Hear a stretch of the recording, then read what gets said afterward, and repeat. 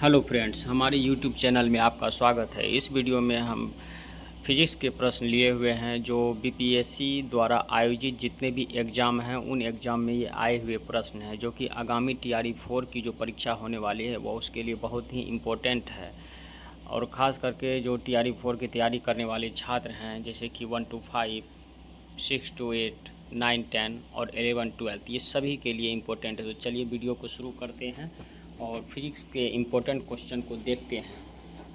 तो पहला क्वेश्चन है कि एंगस्ट्रम इकाई है किसकी? तो तरंगदैर्घ्य की, ऊर्जा की, आवृत्ति की, वेग की। तो एंगस्ट्रम जो इकाई है वह तरंगदैर्घ्य की इकाई है, तो इसका ऑप्शन ए हो जाएगा। तो चलिए आगे नेक्स्ट क्वेश्चन पर बढ़ते हैं। प्रकाश वर्ष किसकी इकाई है? समय की, गति की, दूरी की, प्रकाश की तीव्रता की।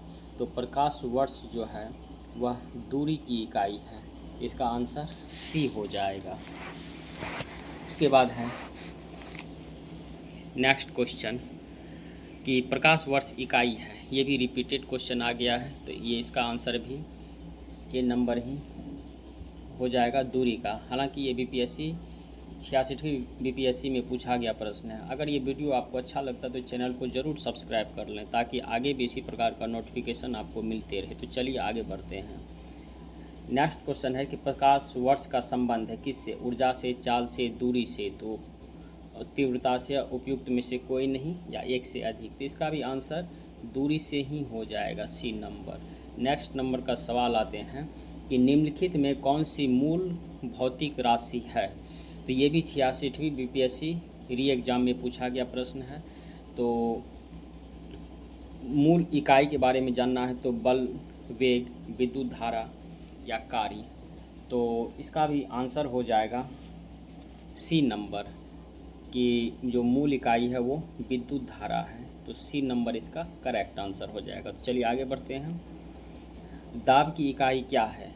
तो दाब की इकाई न्यूटन है, वर्ग मीटर, न्यूटन वर्ग metre, newton metre, newton metre. तो जो दाब की इकाई है वह न्यूटन प्रति वर्ग मीटर, यानी कि ए नंबर इसका आंसर करेक्ट हो जाएगा। चलिए आगे बढ़ते हैं।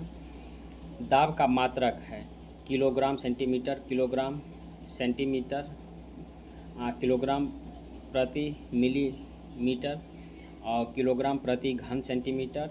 और ऑप्शन ई में है कि उपयुक्त में से कोई नहीं या उपयुक्त में से एक से अधिक। तो इसका आंसर हो जाएगा ई नंबर, उपयुक्त में से कोई नहीं।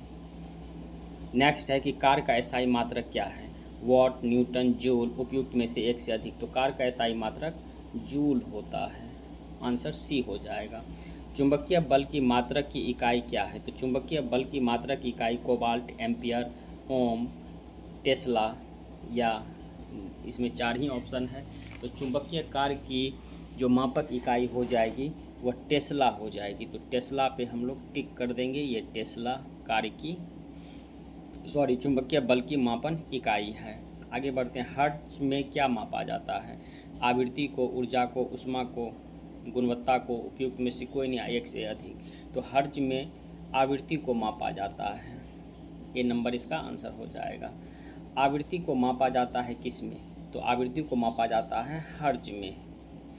नेक्स्ट नंबर का क्वेश्चन है कि विद्युत धारा की इकाई है कूलाम, वोल्ट, वाट, एम्पियर, उपयुक्त में से कोई नहीं।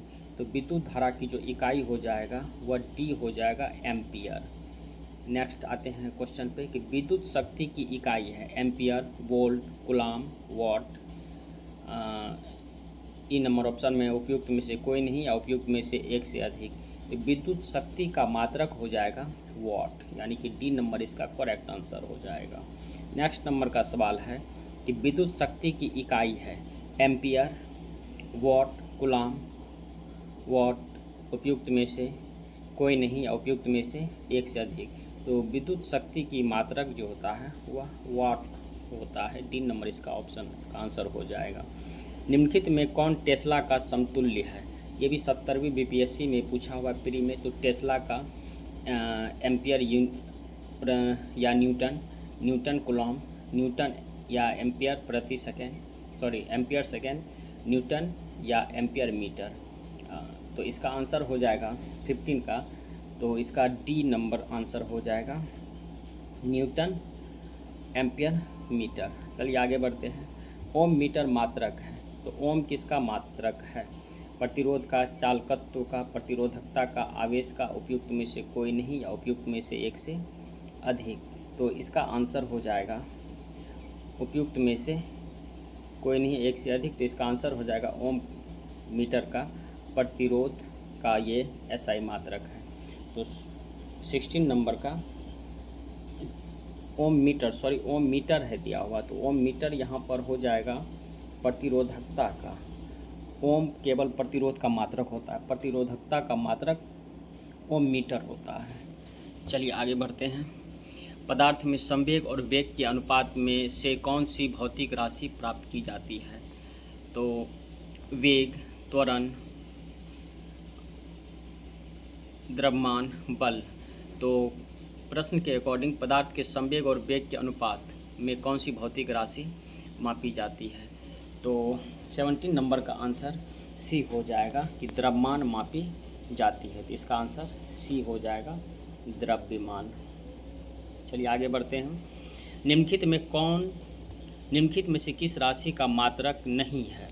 प्रतिबल का, बल का, विकृति का, दाब का। तो 18 नंबर का जो सवाल है कि नहीं है, तो ये विकृति का कोई भी मात्रक नहीं होता। आंसर इसका सी हो जाएगा। चलिए आगे बढ़ते हैं। त्वरण ज्ञात करने का सही सूत्र क्या होता है? तो त्वरण जो ज्ञात किया जाता है यानी कि ए बराबर, तो इसके लिए सूत्र होता है ए बराबर भी माइनस यू बाई टी, यानी कि ए बराबर भी माइनस यू बाय टी होता है। ये थोड़ा टाइपिंग में एरर आ गया है, इसीलिए तो इसको हम लिख देते हैं कि त्वरण मापने के लिए जो फॉर्मूला होता है वो फॉर्मूला ये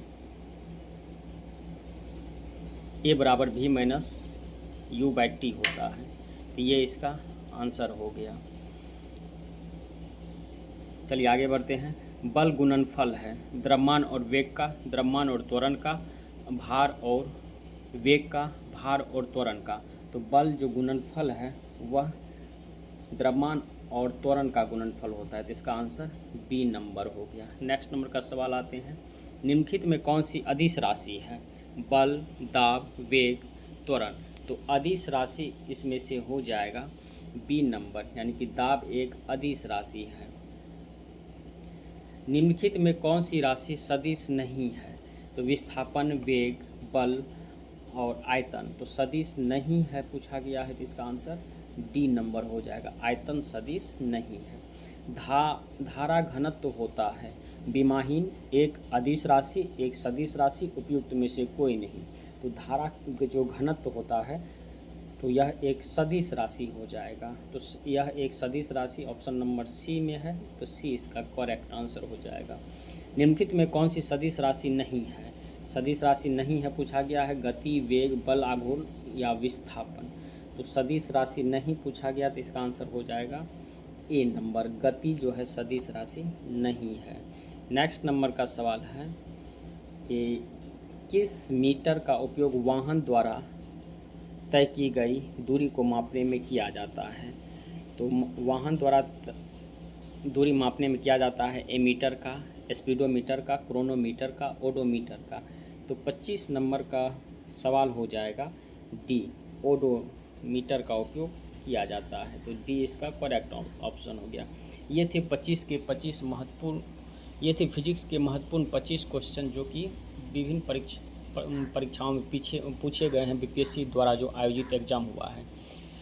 और तैयारी 4 में भी यहाँ से आने की संभावना होती है, क्योंकि बीपीएससी के जो पूछे गए क्वेश्चन हैं उसका लगभग प्रीवियस ईयर से ही उठाया जाता है कुछ प्रश्न, जो कि आने की संभावना होती है। अगर ये वीडियो आपको अच्छा लगता है तो चैनल को ज़रूर सब्सक्राइब कर लें, ताकि